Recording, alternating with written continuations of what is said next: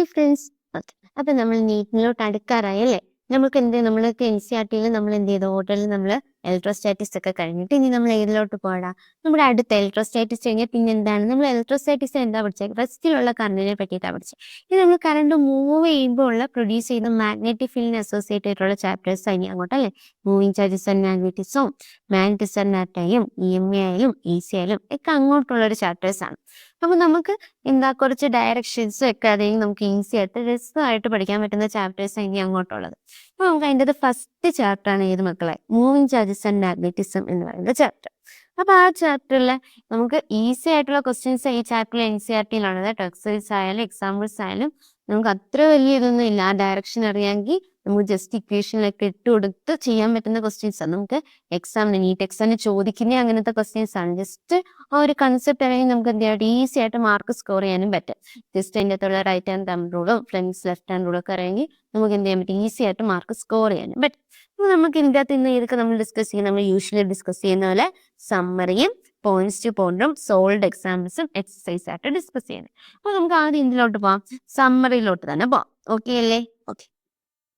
അപ്പൊ സമ്മറിയിലെ first point എന്താണ്? First point the total force on A charge Q moving with velocity v in the presence of magnetic and electric field lines B and E respectively is called the Lorentz force. എന്താ Lorentz force എന്നാ പറയുന്നത്? എന്താ Lorentz force എന്ന് അറിയാവോ മക്കളെ? അതായത് magnetic ഫീൽഡും electric field കൊണ്ടും എന്ത് ചെയ്യുന്നു? ഒരു ചാർജ് ക്യൂയിൽ എന്ത് ചെയ്യുന്നുണ്ട്? ഫോഴ്സ് എക്സിബിറ്റ് ചെയ്യുന്നുണ്ട്. മാഗ്നറ്റിക് ഫീൽഡ് കൊണ്ട് എക്സിബിറ്റ് ചെയ്യുന്നുണ്ട്, ഇലക്ട്രിക് ഫീൽഡ് കൊണ്ട് എക്സിബിറ്റ് ചെയ്യുന്നുണ്ട്. ആ രണ്ടും കൂടെ എക്സ്പീരിയൻസ് ചെയ്യുന്ന ആ ടോട്ടൽ ഫോഴ്സ് ഇല്ലേ, അതിനെയാണ് എന്ത് മക്കളെ ഞാൻ വിളിച്ചത്? ലോറൻസ് ഫോഴ്സ് എന്ന് വിളിക്കുന്നത്. അപ്പൊ F എന്താ എനിക്ക് എഴുതാൻ പറ്റുക? ഇലക്ട്രിക് ഫീൽഡ് കൊണ്ട് പ്രൊഡ്യൂസ് ചെയ്യുന്നത് QE ആണ്. മാഗ്നറ്റിക് ഫീൽഡ് കൊണ്ട് പ്രൊഡ്യൂസ് ചെയ്യുന്നത് Q × V × B ആണ്, അല്ലെങ്കിൽ QVB sin θ എന്നൊക്കെ പറയാം. അപ്പൊ ഇതിന് രണ്ടിനെയും കൂടെ ജോയിൻ ചെയ്ത F Q × V × B + E എന്ന് പറഞ്ഞൂടെ? ഇതാണ് എന്ത്? നമ്മുടെ ലോറൻസ് ഫോഴ്സ് എന്ന് പറയുന്നത്. എന്താണ് മക്കളെ? ലോറൻസ് ഫോഴ്സ് എന്ന് പറയുന്നത്. ഓക്കെ അല്ലേ? F Q × V × B + E. Okay അല്ലേ? Okay. The magnetic force Q × V × B is normal to V and work done by it is 0. അതായത് magnetic force Q × V × B എന്ന് പറയുന്നത് എന്താണ്? അത് വിക്ക് normal ആണ്, അതുപോലെ അവിടുത്തെ വർക്ക് ഡൺ എന്താ മക്കളെ? 0 ആണ്. ഇനി second point. A straight conductor of length L and carrying a steady current I experience a force F in a uniform external magnetic field B. അതായത് ഒരു സ്ട്രേറ്റ് കണ്ടക്ടർ ഉണ്ട്, അതിന്റെ ലെങ്ത് L ആണ്, അത് ക്യാരി ചെയ്യുന്ന കറണ്ട് I ആണെങ്കിൽ അതൊരു force experience ചെയ്യും. ഒരു എക്സ്റ്റേണൽ മാഗ്നറ്റിക് ഫീൽഡ് ബിയുടെ പ്രസൻസിൽ അതൊരു ഫോഴ്സ് എക്സ്പീരിയൻസ് ചെയ്യും. ആ ഫോഴ്സിന്റെ ഇക്വേഷൻ ആണ് F = I × L × B. അല്ലെങ്കിൽ നമ്മൾ എന്ത് പറയും? F = I LB sin θ എന്ന് പറയും. ഇവിടെ ആ ഒരു തീറ്റ എന്ന് പറയുന്ന ആരുടെ ഇടയിലുള്ള ആംഗിൾ ആയിരിക്കും? ലെങ്ത് എല്ലിന്റെയും ബിയുടെ ഇടയിലുള്ള ആംഗിൾ ആയിരിക്കും എന്ത് മക്കളെ? തീറ്റ എന്ന് പറയുന്നത്. ഓക്കെ അല്ലേ? Okay. Where L is the length and the direction of the L is given by the direction of the current. അവിടെ എല്ലിന്റെ ഡയറക്ഷൻ തരുന്നത് എന്തായിരിക്കും? കറണ്ടിന്റെ ഡയറക്ഷൻ എന്ത് തരും? എല്ലിന്റെ ഡയറക്ഷൻ തരും.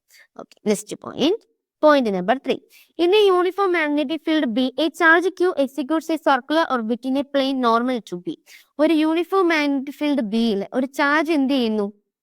ബിയിൽ പെർപെൻഡിക്കുലർ 90 ഡിഗ്രിയിലാണ് എൻട്രി ചെയ്യുന്നതെങ്കിൽ അത് എക്സിക്യൂട്ട് ചെയ്യുന്ന മോഷൻ എന്തായിരിക്കും മക്കളെ? സർക്കുലർ ഓർബിറ്റ് ആയിരിക്കും. കാരണം എന്താ? അവിടെ കൊടുക്കുന്ന ആ ഫോഴ്സ് എന്തിനു വേണ്ടി ആക്ട് ചെയ്യും? അതിന് കറങ്ങാനുള്ള സെൻട്രിപെറ്റൽ ഫോഴ്സ് ആയിട്ട് ആക്ട് ചെയ്യും. അതിനൊരു റേഡിയസ് കാണും, ഫ്രീക്വൻസി കാണും. അതൊക്കെ നമുക്ക് ഇക്വേഷൻസ് അറിയാം. Its frequency of uniform circular motion is called cyclotron frequency. ആ ഒരു സർക്കുലർ മോഷന് വേണ്ടി അതെടുക്കുന്ന ഒരു ഫ്രീക്വൻസി ഉണ്ടല്ലോ, ഫിസിക്കലിറ്റി എന്താ ഇക്വേഷൻ? QB/2πr. ആ ഫ്രീക്വൻസിയെ വിളിച്ച പേരാണ് എന്ത് മക്കളെ? Cyclotron frequency. എന്താ മക്കളെ? Cyclotron frequency. ഈ ഇക്വേഷൻ അറിഞ്ഞിരിക്കണം. F = QB/2πm. ഓക്കെ അല്ലേ? Okay. This frequency is independent of the particle speed and radius. ഇത് ക്വസ്റ്റ്യൻ ആയിട്ട് ചോദിക്കാം. നമ്മുടെ എക്സാമ്പിളിലോ അല്ലെങ്കിൽ എക്സസൈസിലോ ഇങ്ങനെ ഒരു ക്വസ്റ്റ്യൻ ഉണ്ട്, ഫ്രീക്വൻസി കണ്ടുപിടിക്കാനും അത് സ്പീഡിനെ ഡിപ്പെൻഡ് ചെയ്യുന്നുണ്ടോ എന്നും. ഫ്രീക്വൻസിയിൽ നോക്കിയടാ V എന്ന് പറയുന്ന ടൈം എവിടെയെങ്കിലും വന്നിട്ടുണ്ടോ? ഇല്ല. അതെന്താ മക്കളെ? പാർട്ടിക്കിൾ സ്പീഡിനും റേഡിയസിനും എന്താ? ഇൻഡിപെൻഡന്റ് ആണ്. അത് നോട്ട് ചെയ്ത് വെക്കണം. ഓക്കെ അല്ലേ? ഇറ്റ് ഈസ് എന്താ? Independent of. അതെന്താ മക്കളെ? ഇൻഡിപെൻഡന്റ് ആണ് എന്തിന്? Of the particle speed and the radius. Okay അല്ലേ? മോസ്റ്റ് ഇമ്പോർട്ടന്റ് പോയിന്റ് ആണ്. This fact is exploited in a machine, the cyclotron, which is used to isolate charged particles.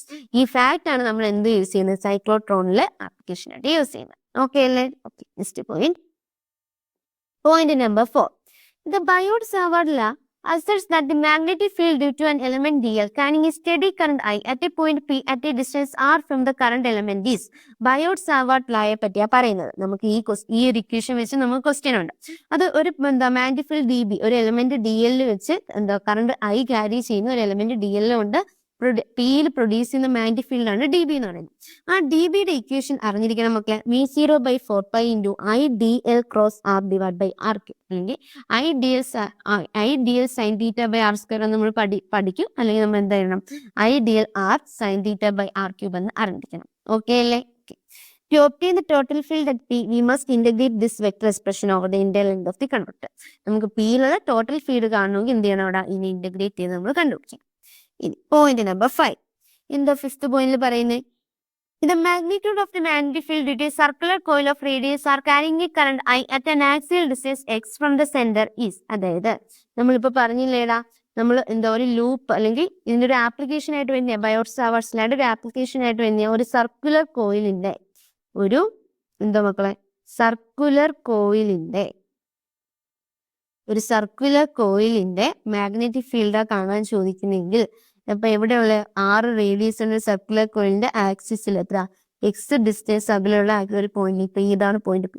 ഈ point പിയിലുള്ള എന്താണ് magnetic field ചോദിക്കുന്നതിലുള്ള equation ആണ് B = μ0IR² divide by 2 × x² + r², the whole raised to 3/2. ഈ equation അറിഞ്ഞിരിക്കണം. നമ്മൾ എന്ത് plus 2 പഠിക്കുമ്പോൾ നമുക്ക് ഇമ്പോർട്ടന്റ് ആയിട്ട് എപ്പോഴും എക്സാമിന് ചോദിച്ചു കണ്ടിട്ടുള്ള ഒരു ഡെറിവേഷണൽ ക്വസ്റ്റ്യൻ ആണിത് അല്ലെ. അപ്പൊ എന്താ ഡെറിവേഷന് ലാസ്റ്റ് കിട്ടുന്നതാണ് എന്ത്, μ0IR² / 2 × x² + r², the whole raised to 3/2. ഈ ഇക്വേഷൻ അറിഞ്ഞിരിക്കണം മക്കളെ. ഇനി സെന്ററിലാവുമ്പോ എന്താവൂടാ, ഇവിടുത്തെ സെന്ററിലെ പോയിന്റ് ആകുമ്പോൾ ഈ എക്സ് അങ്ങ് 0 ആയിപ്പോ ആവത്തില്ലേ. അപ്പൊ നമുക്ക് കിട്ടുന്ന ഇക്വേഷൻ ആണ് B = μ0I/2. നമ്മുടെ എൻട്രൻസ് ഫീൽഡിലോട്ട് വരുമ്പോൾ ഏറ്റവും കൂടുതൽ ക്വസ്റ്റ്യൻ കണ്ടിട്ടുള്ള ഒരു ഇക്വേഷൻ ആയിരുന്നു μ0I/2r വെച്ച്. കാരണം സർക്കുലർ കോയിലിന് ഇതാണെങ്കിൽ സെമി സർക്കിൾ ആകുമ്പോൾ ഇതിന്റെ കറക്റ്റ് പകുതിയാവും, μ0I/4r വരെ. അല്ലാതെ നമ്മൾ ആർക്കിന്റെ ബേസിലൊക്കെ പറയും, ഒരു ആർക്കിൽ നമ്മൾ എങ്ങനെ ഇക്വേഷൻ പഠിക്കുന്നതെന്ന് അറിയാം, മാഗ്നറ്റിക് ഫീൽഡ് μ0I/4πr × ആൽഫ എന്നാ പഠിക്കുന്നത്. ആൽഫ എന്ന് പറഞ്ഞാൽ ആ ആർക്കിന്റെ ആംഗിൾ ആണ്. ഇത് സർക്കിൾ ആവുമ്പോൾ, സർക്കുലർ കോയിലാകുമ്പോൾ ആൽഫ 2π ആവും. അപ്പൊ എന്താവും, μ0I/2r എന്ന് വരും, ആവത്തില്ലേ. ഇനി സെമി സർക്കിൾ ആകുമ്പോൾ ആൽഫ പൈ ആവും. അപ്പൊ എന്താവിടെ μ0I/4r എന്ന് വരും. ഓക്കെ അല്ലേ? ഈ രണ്ട് ഇക്വേഷൻ എന്ത് ചെയ്യണം മക്കളെ, അറിഞ്ഞിരിക്കണം. ഇനി അറിഞ്ഞിരിക്കേണ്ടത് ഡയറക്ഷൻ അറിഞ്ഞിരിക്കേണ്ട സമയത്ത് അറിഞ്ഞിരിക്കേണ്ടതാണ്, ക്ലോക്ക് വൈസ് ആണ് കറണ്ട് എങ്കിൽ അവിടെ ഉള്ളത് എന്തായിരിക്കും, ഇൻടു ദ പ്ലെയിൻ ആയിരിക്കും. ആന്റി ക്ലോക്ക് വൈസ് ആണ് കറണ്ട് ഫ്ലോ ചെയ്യുന്നതെങ്കിൽ അവിടെ എന്തായിരിക്കും, magnetic field outwards the plane ആയിരിക്കും. ഓക്കെ അല്ലേ? ഇനി ഒരു സ്ട്രേറ്റ് കണ്ടക്ടർ കറണ്ട് ക്യാരി ചെയ്യുന്നെങ്കിൽ ഈ സൈഡിൽ അത് എന്തായിരിക്കും, ഇൻടു ദ പ്ലെയിൻ ആയിരിക്കും. ഈ സൈഡിൽ അത് എന്തായിരിക്കും, ഔട്ട്വേർഡ്സ് ദ പ്ലെയിൻ ആയിരിക്കും. തിരിച്ചാവുമ്പോഴോ, തിരിച്ചാകുമ്പോൾ ആ right hand thumb rule use ചെയ്താൽ മതി. Right hand thumb rule use ചെയ്യുമ്പോൾ തിരിച്ച കറണ്ട് ഫ്ലോ ചെയ്യുന്നെങ്കിൽ ഇവിടെ അത് ഔട്ട്വേർഡ്സ് ദ പ്ലെയിൻ ആയിരിക്കും. ഇവിടെ അത് എന്തായിരിക്കും മക്കളെ, ഇൻവേഴ്സ് ദ പ്ലെയിൻ ആയിരിക്കും. ഈ ഒരു കണ്ടീഷൻ എന്ത് ചെയ്യണം, ഓർത്തിരിക്കണം, ഡയറക്ഷൻ അറിഞ്ഞിരിക്കണം. ഓക്കെ അല്ലേ? Okay, next point number 6. Ambience circuit അല്ല. എന്താണ് ആംബിയസ് സർക്യൂട്ട് അല്ല എന്നാ പറയുന്നത് ഇത് വെച്ച് നമുക്ക് ക്വസ്റ്റ്യൻ ഉണ്ട്. Let an open surface S be bounded by a loop C. Then the Ambiers law state that integral B dot dl is equal to μ0I. അതായത് ഇത്രയേ ഉള്ളൂ. അതായത് എന്താ, line integral of magnetic field എന്ന് പറയുന്നത് എന്തിന് equal ആയിരിക്കും, μ0 times the total current enclosed. ആ കറണ്ട് എൻക്ലോസ്ഡ് ആണ് അവിടെ ഇമ്പോർട്ടന്റ്. ടോട്ടൽ കറണ്ട് എൻക്ലോസ്ഡിന് ഈക്വൽ ആയിരിക്കും. ഇതാ എന്ത്, ആംബിയസ് സർക്യൂട്ട് അല്ല എന്ന് പറയുന്നത്. ഓക്കെ അല്ലേ? Okay. Where I refers to the current passing through S, the sign of I is determined from the right hand rule. Sign of I determine ചെയ്യുന്നത് എന്താണ്, റൈറ്റ് ഹാൻഡ് റൂൾ വെച്ചാണ്. We have discussed a simplified form of this law. If B is directed along the tangent to every point on the perimeter L of a closed curve and is constant in magnitude along perimeter, then BL is equal to μ0I. അതെന്താ പറയുന്നത്, നമ്മളെ B എന്ന് പറയുന്നത് എന്താണ്, ആ ഏതൊരു പോയിന്റിലെയും ടാൻജന്റിന് എന്താണ്, director ആണ്. ടാൻജന്റിന്റെ ഡയറക്ഷൻ ആണെങ്കിൽ അവിടെ എന്തായിരിക്കും, മാഗ്നിറ്റ്യൂഡ് എന്ന് പറയുന്നത് കോൺസ്റ്റന്റ് ആയിരിക്കും. അതാണ് BL is equal to എന്തെന്ന് പറയാം, μ0I enclosed എന്ന് പറയാം. ഇത് IE എന്ന് പറഞ്ഞാൽ എന്താ, ആ ഒരു ക്ലോസ്ഡ് സർക്യൂട്ടിലെ നെറ്റ് എൻക്ലോസ്ഡ് ആയിട്ടുള്ള കറണ്ട് ആണ്.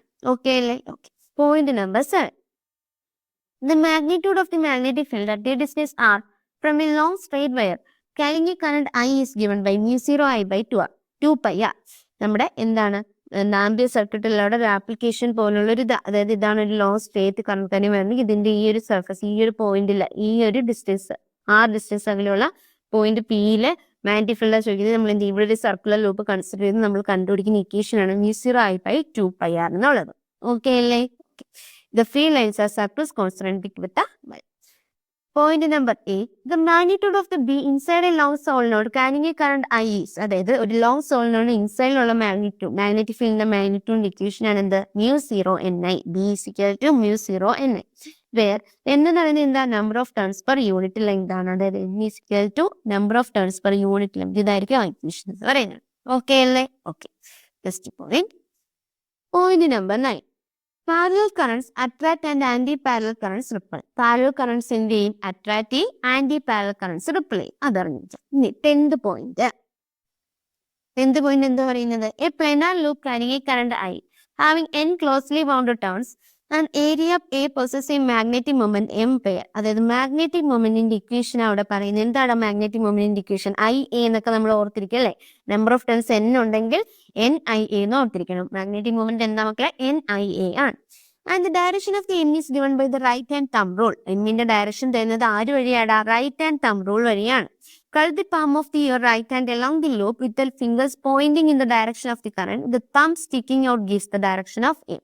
നമുക്കറിയാം നമ്മുടെ എന്താ റൈറ്റ് ആ കർൾ ചെയ്യും. നമ്മുടെ ഫ്രണ്ട് ഫിംഗേഴ്സ് ഉണ്ടല്ലോ, തമ്പ് എന്ത് ചെയ്യും? ഡയറക്റ്റ് ചെയ്യും. ബാക്കി ഫിംഗേഴ്സ് എന്ത് ചെയ്യണം? കർൾ ചെയ്യണം. ഇങ്ങോട്ടാണ് ആ ഡയറക്ഷൻ ഓഫ് കറണ്ടിന്റെ ഡയറക്ഷനിലോട്ട് കർൾ ചെയ്യുമ്പോൾ ആ തമ്പ് ഇങ്ങോട്ടാണ് ഡയറക്ഷൻ ചെയ്യുന്നത്. അതായിരിക്കും എന്താ? മാഗ്നറ്റിക് മൊമെന്റിന്റെ ഡയറക്ഷൻ എന്ന് പറയുന്നത്. When this loop is placed in a uniform magnetic field B, the force on of it is F is equal to 0. ഈ ഒരു ലൂപ്പ് എവിടെ പ്ലേസ് ചെയ്യുമ്പോൾ യൂണിഫോം മാഗ്നറ്റിക് ഫീൽഡ് വയ്ക്കുമ്പോൾ അതിനുള്ള ഫോഴ്സ് എന്ന് പറയുന്നത് എത്രയായിരിക്കും? 0 ആയിരിക്കും. പക്ഷെ അവിടെ എന്ത് എക്സ്പീരിയൻസ് ചെയ്യൂടാ? അതിന് ടേൺ ചെയ്യാൻ ഒരു ടോർക്ക് എക്സ്പീരിയൻസ് ചെയ്യും. ടോർക്കിന്റെ ഇക്വേഷൻ ആണ് എന്ത് മക്കളെ? M cross B. ടോർക്ക് എന്താ മക്കളെ? M ക്രോസ് B ഈക്വലാവും. ഇനി moving coil galvanometer this torque is balanced by a counter torque due to spring yielding. അതായത് ഒരു മൂവിംഗ് കോയിൽ ഗാൽവനോമീറ്ററിന്റെ കേസിൽ ഈ ടോർക്ക് ആര് ബാലൻസ് ചെയ്യൂടാ? ഒരു കൗണ്ടർ ടോർക്ക് ബാലൻസ് ചെയ്യും. സ്പ്രിംഗ് പ്രൊഡ്യൂസ് ചെയ്യുന്ന ഒരു കൗണ്ടർ ടോർക്ക് ഈ ടോർക്ക് എന്ത് ചെയ്യും? ബാലൻസ് ചെയ്യും. അപ്പൊ ആ കൗണ്ടർ ടോർക്ക് ആണ് എന്ത്? K5. അത് എന്തിനീക്കണം? ഇവിടുത്തെ ടോർക്ക് എന്ന് പറയുമ്പോൾ MD അല്ലേ? എമ്മിന് പകരം NIA ഇട്ട് കൊടുക്കാം. അപ്പൊ K5 എന്തിനീക്കലാവും? NIABക്ക് ഈക്വലാവും. NIABക്ക് ഈക്വലാവും. അവിടെ ഫൈ എന്ന് പറയുന്നത് എന്താണ്? ഇക്വിലിബ്രിയം ഡിഫ്ലക്ഷൻ ആണ്. K എന്താ മക്കളെ? Torsion constant of the spring ആണ്. ഓക്കെ അല്ലേ? Next point. Point 11. A moving coil galvanometer can be converted into an ammeter by introducing a shunt resistance RS of small value in parallel. ഒരു moving coil ഗാൽവനോമീറ്ററിനെ എന്താക്കി മാറ്റാം? എനിക്ക് ammeter ആക്കി മാറ്റാം. എങ്ങനെയാണ്? ഒരു ഷണ്ട് റെസിസ്റ്റൻസ് RS എന്ന് പറയുന്നത് ഷണ്ട് റെസിസ്റ്റൻസിനെ എന്ത് ചെയ്താൽ മതി? അതിന് പാരലായിട്ട് കണക്ട് ചെയ്താൽ മതി. It can be convert in A volt meter. Volt meter ആയിട്ട് എങ്ങനെ കണക്ട് ചെയ്യാൻ പറ്റുന്നത്? Introducing A resistance of large value, വലിയ വാല്യൂ ഉള്ള ഒരു ലാർജർ വാല്യൂ ഉള്ള റെസിസ്റ്റൻസിനെ സീരീസ് ആയിട്ട് കണക്ട് ചെയ്താൽ മതി. അപ്പൊ അമ്മീറ്റർ ആക്കണമെങ്കിൽ കുഞ്ഞ് റെസിസ്റ്റൻസിനെ എന്തായിട്ട് കണക്ട് ചെയ്യണം? പാരലായിട്ട് കണക്ട് ചെയ്യണം. നമുക്കറിയാം പാരലായിട്ട് കണക്ട് ചെയ്യുമ്പോൾ നമുക്ക് എന്ത് കിട്ടും? റിസൾട്ടന്റ് കുറച്ച് കുഞ്ഞു വാല്യൂ കിട്ടില്ലേ? മറ്റത് നമുക്ക് എന്താണ്? വോൾട്ട് മീറ്റർ ആയിട്ട് കൺവേർട്ട് ചെയ്യണമെങ്കിൽ ഒരു ലാർജർ വാല്യൂ ഉള്ള റെസിസ്റ്റൻസിനെ എന്ത് കണക്ട് ചെയ്യണം? സീരീസ് ആയിട്ട് കണക്ട് ചെയ്യണം. ഓക്കെ അല്ലേ? ഓക്കെ. Next point. ഓക്കെ. അപ്പൊ നമ്മുടെ സമ്മറിയിൽ എന്തുണ്ടായിരുന്നു? 11 പോയിന്റ്സ് ഉണ്ടായിരുന്നു. 11 പോയിന്റ്സും കഴിഞ്ഞു. ഇനി നമ്മൾ എന്തിലോട്ട് വരാം? പോയിന്റ്സ് ടു പോയിന്റിലോട്ട് വരാം. പോയിന്റ്സ് ടു പോയിന്റിലെ ഫസ്റ്റ് പോയിന്റ് നോക്കി. Electrostatic field lines originate at a positive charge and terminate at a negative charge or fade at infinity. Electrostatic field lines എന്ന് പറയുന്നത് എവിടെ ഒറിജിനേറ്റ് ചെയ്യുന്നു? പോസിറ്റീവ് ചാർജിൽ ഒറിജിനേറ്റ് ചെയ്യുന്നു. അത് നെഗറ്റീവ് ചാർജിൽ ടെർമിനേറ്റ് ചെയ്യുന്നു. Magnetic field lines always form closed loop. ആ ടൈമില് മാഗ്നറ്റിക് ഫീൽഡ് ലൈൻസ് എന്ത് ഫോം ചെയ്യൂടാ? ക്ലോസ്ഡ് ലൂപ്പ് ഫോം ചെയ്യും. ഓക്കെ അല്ലേ? അത് ഇമ്പോർട്ടന്റ് പോയിന്റ് ആണ്. Point number 2. The discussion in this chapter holds only for steady currents which do not vary with time. നമ്മൾ ഈ chapter hold ചെയ്യുന്ന ഡിസ്കഷൻ ഇല്ല study current. അത് ആരും വെച്ച് വേരി ചെയ്യത്തില്ല, ടൈമിനനുസരിച്ച് വേരി ചെയ്യണം. When currents vary with the time, Newton's third law is valid only if momentum carried by the electromagnetic field is taken into account. Current ടൈമിനനുസരിച്ച് vary ചെയ്യുമെങ്കിൽ നമുക്ക് ന്യൂട്ടൺസ് തേർഡ് ലോ വാലിഡ് ആവുന്ന എപ്പം മാത്രമാണ്? Momentum, അവിടെ carry ചെയ്യുന്ന momentum ഇതിന് എന്തായിരിക്കണം? ഇലക്ട്രോമാഗ്നറ്റിക് ഫീൽഡ് കൊണ്ടുള്ള മൊമെന്റം ആയിരിക്കണം. If the when currents vary with time, current ടൈമിനനുസരിച്ച് വേരി ചെയ്യണമെങ്കിൽ ന്യൂട്ടൺസ് തേർഡ് ലോ വാലിഡ് ആവുന്ന എപ്പോഴാണ്? Only if momentum carried by the electromagnetic field. Momentum carry ചെയ്യുന്ന ഇലക്ട്രോമാഗ്നറ്റിക് ഫീൽഡ് ആണെങ്കിൽ മാത്രമേ എന്ത് ആപ്ലിക്കബിൾ ആയിട്ട് വരുള്ളൂ? ന്യൂട്ടൺസ് തേർഡ് ലോ വാലിഡ് ആയിട്ട് വരുള്ളൂ. ഈ ചാപ്റ്ററിൽ നമ്മൾ ഡിസ്കസ് ചെയ്യുന്നത് എന്താണ്? സ്റ്റഡി കറണ്ട്സിനെ പറ്റിയിട്ടാണ്, ടൈമിനനുസരിച്ച് മാറുന്നില്ല. Third point. Recall the expression for the Lorentz force. Lawrence ഫോഴ്സിന്റെ എക്സ്പ്രഷൻ റീകാൾ ചെയ്യാനാണ്. എന്തായിരുന്നു എക്സ്പ്രഷൻ? എന്തായാലും ലോറൻസ് ഫോഴ്സ് മാഗ്നറ്റിക് ഫീൽഡ് കൊണ്ട് ഒരു ഫോഴ്സ് പ്രൊഡ്യൂസ് ചെയ്യും, ഇലക്ട്രിക് ഫീൽഡ് കൊണ്ട് ഒരു ഫോഴ്സ് പ്രൊഡ്യൂസ് ചെയ്യും. രണ്ടും കൂടെ ഉള്ള ഫോഴ്സ് ആണ് ലോറൻസ് ഫോഴ്സ് എന്ന് പറയുന്നത്. അപ്പൊ എന്തൊരു F is equal to Q into V cross P plus E. This velocity dependent force has occupied the attention of some of the greatest scientific thinkers. If one switches to a frame with the instantaneous velocity v, the magnetic part of the force vanishes. The motion of the charged particle is then explained by arguing that there exists an appropriate electric field in the new frame. We shall not discuss the details of this mechanism.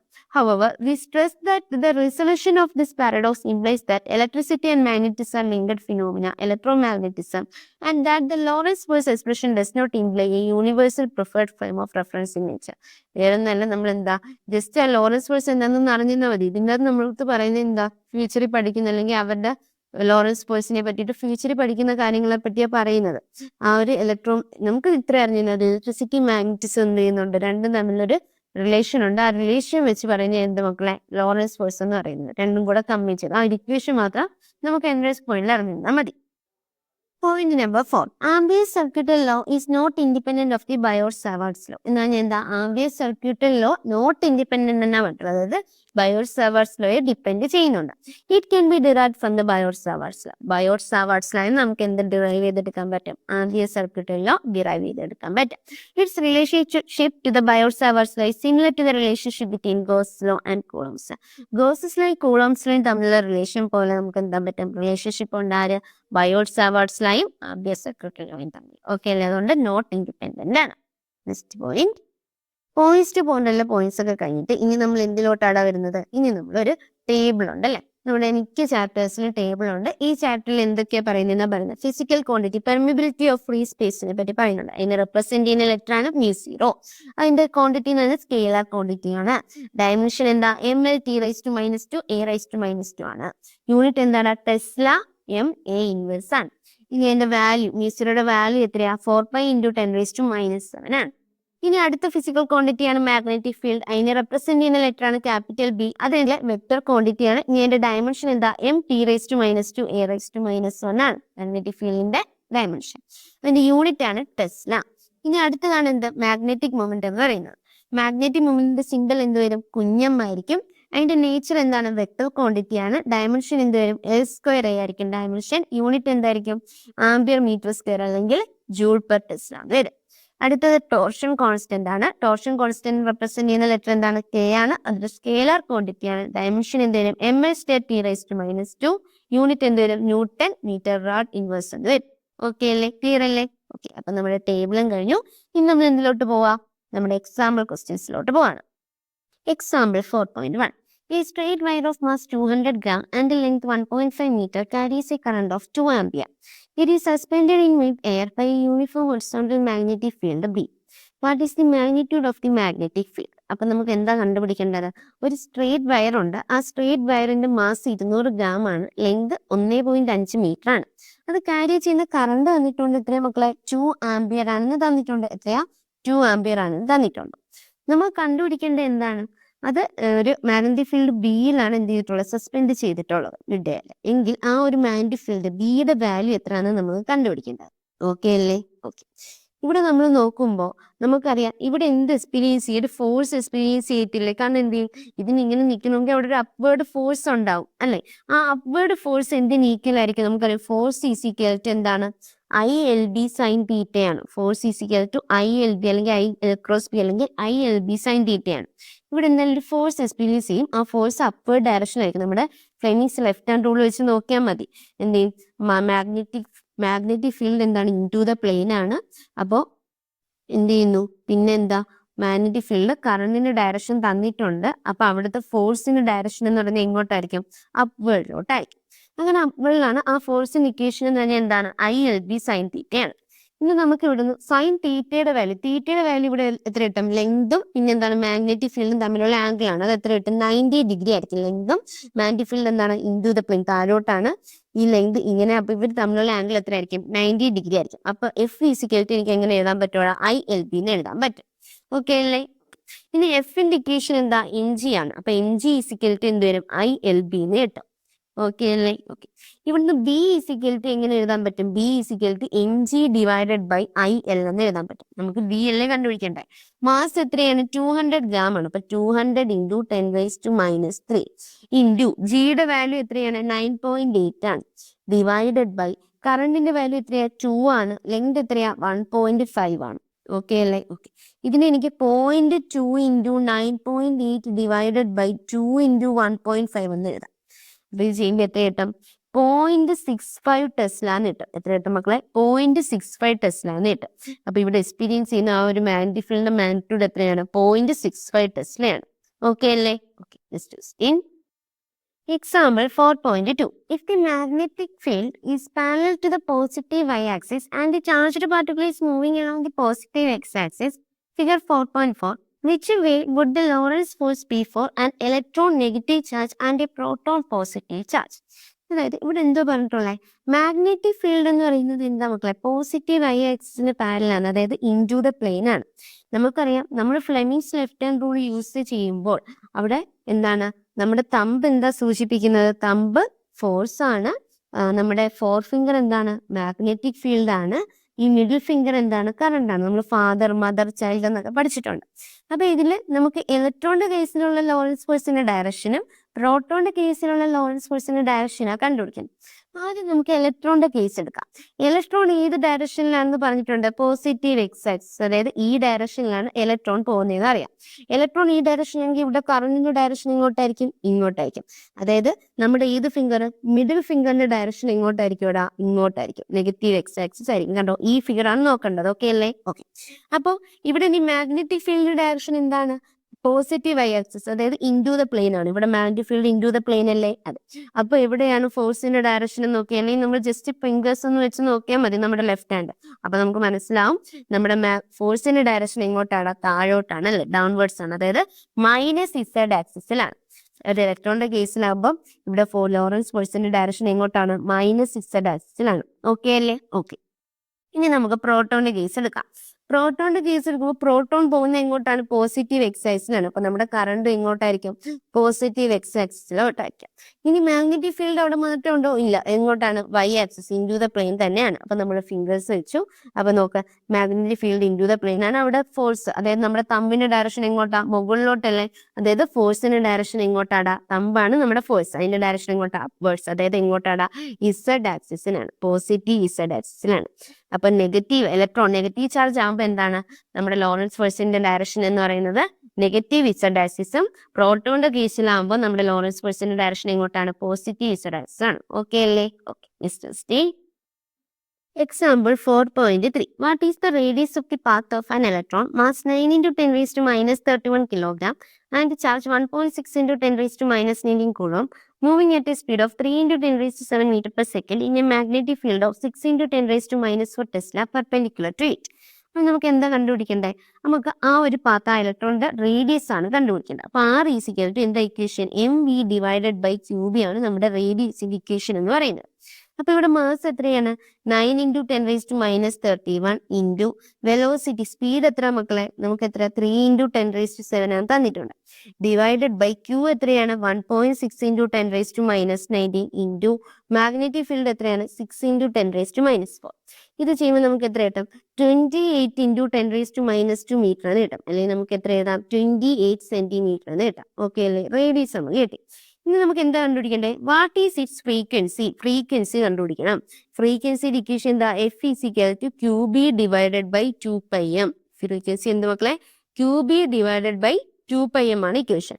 അപ്പൊ Q എത്രയാണ് ഇവിടെ? Q എന്ന് പറയുമ്പോൾ എത്രയാ? Charge 1.6 into 10 raise to minus 9 into B എത്രയാണ്? 6 into 10 raise to minus 4 divided by 2 into 3.14 into mass എത്രയാണ്? Mass എന്ന് പറയുമ്പോൾ 9 into 10 raise to minus 31. Okay അല്ലേ? ഇത് ചെയ്യുമ്പോൾ എത്ര കിട്ടാം? നമുക്ക് 17 ഇൻറ്റു 10 റൈസ് ടു 6 ഹെർട്സ് എന്ന് കിട്ടും. എത്ര കിട്ടും? 17 ഇൻറ്റു 10 റൈസ് ടു 6 ഹെർട്സ്, അല്ലെങ്കിൽ നമുക്ക് എന്ത് പറയാം? 17 മെഗാ ഹെർട്സ് എന്ന് പറയാം. ഓക്കെ അല്ലേ? അപ്പൊ നമുക്ക് ഫ്രീക്വൻസിയും കിട്ടി. ഇനി നമുക്ക് എന്ത് കണ്ടുപിടിക്കണം? Calculates is energy in kilo electron volt. നമുക്ക് എനർജി കണ്ടുപിടിക്കണം. എനർജിയുടെ ഇക്വേഷൻ എന്താടാ? ½ mv² ആണ് അല്ലേ? അപ്പൊ ½ ഇൻറ്റു m എത്രയാണ്? 9 into 10 raise to minus 31 into v എത്രയാണ്?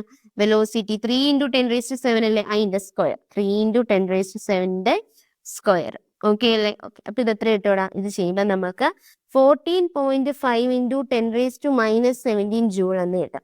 നമ്മൾ കണ്ടുപിടിക്കേണ്ട എന്തിലാണ്? കിലോ ഇലക്ട്രോൺ വോൾട്ടിലാണ് നമ്മൾ കണ്ടുപിടിക്കേണ്ടത്. എന്തിനാ മക്കളെ? Kilo electron വോൾട്ടിലാണ്.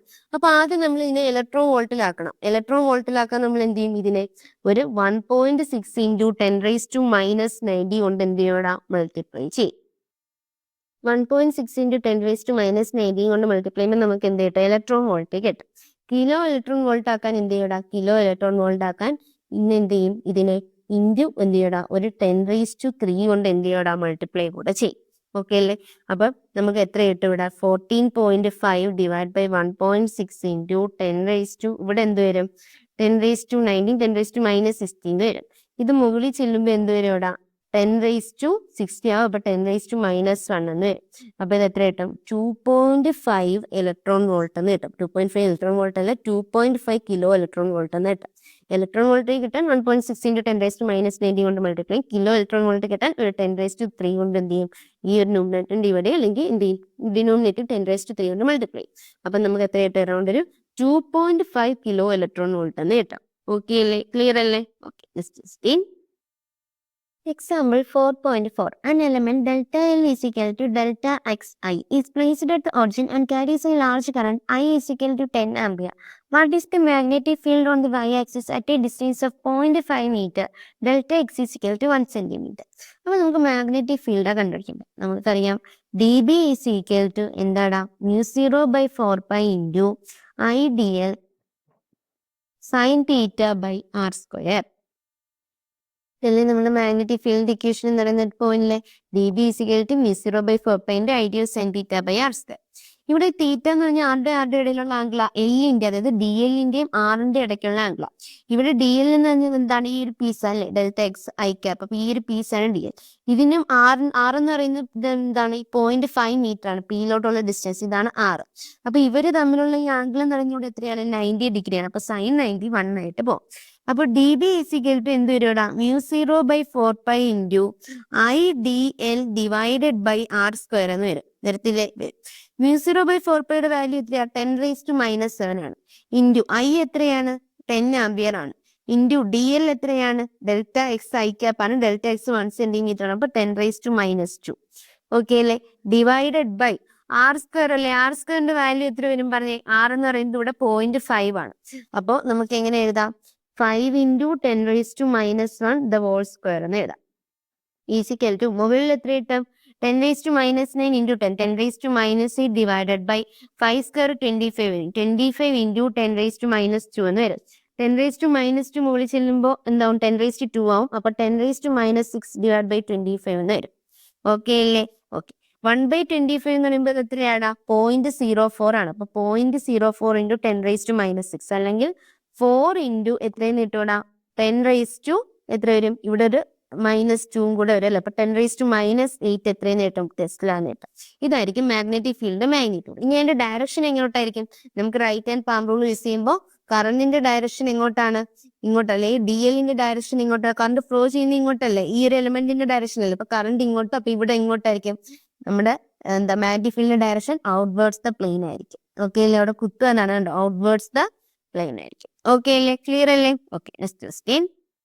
Example 4.5. A straight wire carrying a current of 12 ampere is bent into a semicircular arc of radius 2 cm shown in figure 4.11a. Consider the magnetic field at the center of the arc. നമുക്ക് എന്താ കണ്ടുപിടിക്കേണ്ടത്? ആ ഒരു ആർക്കിന്റെ സെന്ററിൽ ഉണ്ടാക്കുന്ന magnetic field. ഈ ഒരു point, ഇവിടെ പോയിന്റ് പി ആണെങ്കിൽ ഈ പോയിന്റ് ഉണ്ടാക്കുന്ന മാഗ്നറ്റിക് ഫീൽഡാണ് നമ്മൾ കണ്ടുപിടിക്കേണ്ടത്. അപ്പൊ അതിന്റെ ആദ്യം what is the magnetic field due to the straight segments. നമ്മൾ ഇതിനെ വരയ്ക്കുകയാണെങ്കിൽ ഇത് എ, ഇത് ബി, ഇത് സി, ഇത് ഡി. നമ്മൾ ഈ പടം നോക്കുകയാണെങ്കിൽ നമുക്കറിയാം ഇവിടെ എത്ര കണ്ടക്ടർ ഉണ്ടടാ? എ ബി എന്ന് പറയുന്ന ഒരു കണ്ടക്ടർ ഉണ്ട്, ബി സി എന്ന് പറയുന്ന ഒരു കണ്ടക്ടർ ഉണ്ട്, സി ഡി എന്ന് പറയുന്ന ഒരു കണ്ടക്ടർ ഉണ്ട്. അപ്പൊ ഇവിടുത്തെ മാഗ്നറ്റിക് ഫീൽഡ് ചോദിച്ചാൽ നമ്മൾ എങ്ങനെ എഴുതേണ്ടത്? നെറ്റ് മാഗ്നറ്റിക് ഫീൽഡ് ചോദിച്ചാൽ ആരൊക്കെ മാഗ്നറ്റിക് ഫീൽഡ് പ്രൊഡ്യൂസ് ചെയ്യും? എ ബി പ്രൊഡ്യൂസ് ചെയ്യും, ബി സി എന്ന് പറയുന്ന ആർക്ക് പ്രൊഡ്യൂസ് ചെയ്യും, സി ഡി എന്ന് പറയുന്ന പോയിന്റ് എന്ത് ചെയ്യണം? ഇവിടെ ഒരു മാഗ്നറ്റിക് ഫീൽഡ് പ്രൊഡ്യൂസ് ചെയ്യും. അതിന്റെ നമ്മുടെ കത്ത് എന്തായിരുന്നു? What is the magnetic field due to the straight segments. ഈ രണ്ട് സ്ട്രേറ്റ് സെഗ്മെന്റ് കൊണ്ടുണ്ടാക്കുന്ന മാഗ്നറ്റിക് ഫീൽഡ് എത്ര എന്നായിരുന്നു നമ്മുടെ ഫസ്റ്റ് ക്വസ്റ്റ്യൻ. ഈ രണ്ട് സ്ട്രേറ്റ് സെഗ്മെന്റിലും ഒക്കെ ഈ രണ്ടു പേരുടെയും ആക്സിലിൽ അല്ലെങ്കിൽ ആക്സിസിൽ ഉള്ള പോയിന്റ് അല്ലേ പി എന്ന് പറയുന്നത്. ഒരു സ്ട്രേറ്റ് കണ്ടക്ടറിന്റെ ആക്സിസിലുള്ള ഒരു പോയിന്റിൽ മാഗ്നറ്റിക് ഫീൽഡ് കണ്ടുപിടിക്കാന്ന് വെച്ചാൽ അവിടുത്തെ മാഗ്നറ്റിക് ഫീൽഡ് എത്ര ആയിരിക്കും? 0 ആയിരിക്കും. ഈ പി എന്ന് പറയുന്ന പോയിന്റ് ഈ ഒരു സ്ട്രേറ്റ് കണ്ടക്ടറിന്റെ ആക്സിസിലുള്ള പോയിന്റ് ആണ്. അപ്പൊ ഇവിടുത്തെ magnetic field B A B 0 ആയിരിക്കും, ബി സി ഡി എന്തായിരിക്കും മക്കളെ? 0 ആയിരിക്കും. അപ്പൊ നമുക്ക് പറയാം ഈ ഒരു അല്ലെങ്കിൽ ഈ ഒരു കണ്ടക്ടറിൽ നെറ്റ് മാഗ്നറ്റിക് ഫീൽഡ് പ്രൊഡ്യൂസ് ചെയ്യുന്നത് ആര് മാത്രം? ഈ ഡി സി എന്ന് പറയുന്ന ഒരു ആർക്ക് മാത്രം നെറ്റ് മാഗ്നറ്റിക് ഫീൽഡ് പ്രൊഡ്യൂസ് ചെയ്യുന്നത്. ഇനി magnetic field produced by an ആർക്കിന്റെ ഇക്വേഷൻ എന്താടാ?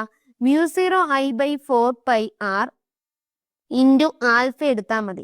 μ0I/4πr ഇൻറ്റു ആൽഫ എടുത്താൽ മതി. ആർക്കിന്റെ മാഗ്നറ്റിക് ഫീൽഡ് ആണ് ക്വസ്റ്റ്യൻ എങ്കിൽ. ഇവിടെ ആൽഫ എത്രയാണ്? ഇതൊരു സെമി സർക്കുലർ ആർക്ക് അല്ലേ? അപ്പൊ ഇവിടുത്തെ ആൽഫ എത്രയാണ്? 2π ആണ്. ആൽഫ എത്രയാണ്? 2π ആണ്. അപ്പൊ നമുക്ക് എന്ത് എഴുതാൻ പറ്റും? μ0b = നമുക്ക് ഇവിടുത്തെ ആൽഫ എത്രയാണ്? പൈ അല്ലേ? ഫുൾ റേഡിയനിൽ 2π എന്ന് പറയുന്നത്. അപ്പൊ ഇത് 180 ഡിഗ്രി അല്ലേ? സോ ഇവിടുത്തെ നമ്മുടെ ആർക്കിന്റെ അല്ലെങ്കിൽ ഈ ഒരു ആർക്കിന്റെ ആംഗിൾ എത്രയാന്ന് വെച്ചാൽ അത് എത്ര ആക്കില്ല? പൈ ആണ്. സോറി, പൈ ആണ്. സർക്കിളിന്റെതാണ് 2π. അപ്പൊ ഇവിടെ എത്ര വരും? പൈ വരും. 180 ഡിഗ്രി അല്ലേ? പൈ ആണ്. അപ്പൊ നമ്മൾ ഇവിടുത്തെ കേസിൽ ആർക്കിന്റെ എടുക്കുകയാണെങ്കിൽ അല്ലെങ്കിൽ സെമി സർക്കിൾ ആർക്കിന്റെ കേസാ ചോദിക്കുന്നെങ്കിൽ μ0I/4πr ഇൻറ്റു പൈ എടുത്താൽ പോരെ. ഈ പൈയും ക്യാൻസൽ ചെയ്താൽ എന്ത് വരും? μ0I/4r എന്ന് വരും. എന്ത് വരും മക്കളെ? μ0I/4r. അപ്പൊ ഫസ്റ്റ് ക്വസ്റ്റ്യൻ 0 ആണ്. ഇനി in what way the contribution to B from the semi circle differs from that of a circular loop and in what way does it resemble. അതായത് സർക്കുലർ ലൂപ്പ് സെമി സർക്കിൾ എങ്ങനെ different ആവുമെന്ന. Circular ആയിരുന്നെങ്കിൽ എന്താണ് equation? μ0I/4πr into അപ്പൊ angle എത്ര വന്നേനെ? 2π വന്നേനെ. Circle ആകുമ്പോ അപ്പൊ എന്ത് വന്നേനെ? μ0I/2r എന്ന് വന്നേനല്ലേ? അപ്പൊ സെമി സർക്കിൾ ആകുമ്പോൾ ഇതിന്റെ പകുതി മതി. μ0I/4r. അതാണ് എന്ത്? ഇവര് തമ്മിലുള്ള റിലേഷൻ എന്ന് പറയുന്നത്. ഓക്കെ അല്ലേ? ഓക്കെ. അപ്പൊ ആൻസർ ഇവിടുത്തെ നെറ്റ് മാഗ്നറ്റിക് ഫീൽഡും കൂടെ അറിഞ്ഞിരിക്കണം. ഇവിടുത്തെ നെറ്റ് മാഗ്നറ്റിക് ഫീൽഡ് എത്രയാവും? μ0I/4r എന്നാവും. ബാക്കി രണ്ടും 0 ആയിപ്പോ. Would your answer be different if the wire bent into a semicircular arc of the same radius but in the opposite way as shown in the figure? Magnitude മാറത്തില്ല, കാരണം radius r മാറുന്നില്ല, I മാറുന്നില്ല. So magnitude മാറത്തില്ല. പക്ഷേ direction മാറും. എന്ത് മാറും മക്കളെ? ഡയറക്ഷൻ മാറും. ഇവിടെ കറണ്ട് ഫ്ലോ ചെയ്യുന്ന ഈ ഒരു സെമി സർക്കിളിൽ കറണ്ട് ഫ്ലോ ചെയ്യുന്ന എങ്ങനെയാടാ? ക്ലോക്ക് വൈസ് ഡയറക്ഷനിലാണ്. ക്ലോക്ക് വൈസ് ഡയറക്ഷനിലാണെങ്കിൽ ഇവിടുത്തെ മാഗ്നറ്റിക് ഫീൽഡ് എന്തായിരിക്കും? ഇൻറ്റു ദ പ്ലെയിൻ ആയിരിക്കും. എന്തായിരിക്കും? ഇൻറ്റു ദ പ്ലെയിൻ ആയിട്ട്. ഇവിടെ എന്താണ് ഡയറക്ഷൻ? കറണ്ടിന്റെ ഡയറക്ഷൻ എന്താടാ? ആന്റി ക്ലോക്ക് വൈസ് ആണ്. നോക്ക്, ഇങ്ങനെയല്ലേ പോണം. ഇവിടെ ഇങ്ങനെ ആയിരുന്നില്ല ക്ലോക്ക് വൈസ്. ഇത് എന്താണ്? ആന്റി ക്ലോക്ക് വൈസ് ഡയറക്ഷൻ ആണ്. ആന്റി ക്ലോക്ക് വൈസ് ഡയറക്ഷൻ ആണെങ്കിൽ ഇവിടെ മാഗ്നറ്റിക് ഫീൽഡിന്റെ ഡയറക്ഷൻ എന്താവും? ഔട്ട്വേർഡ്സ് ദ പ്ലെയിൻ ആവും. എന്താവും മക്കളെ? ഔട്ട്വേർഡ്സ് ദ പ്ലെയിൻ ആവും. ഓക്കെ അല്ലേ? ഓക്കെ. അപ്പം എന്താണ്? രണ്ടിന്റെയും ഡയറക്ഷൻ എന്താവും? മാഗ്നറ്റിക് ഫീൽഡിന്റെ ഡയറക്ഷൻ ഓപ്പോസിറ്റ് ആവും. ക്ലിയർ അല്ലേ? ഓക്കെ.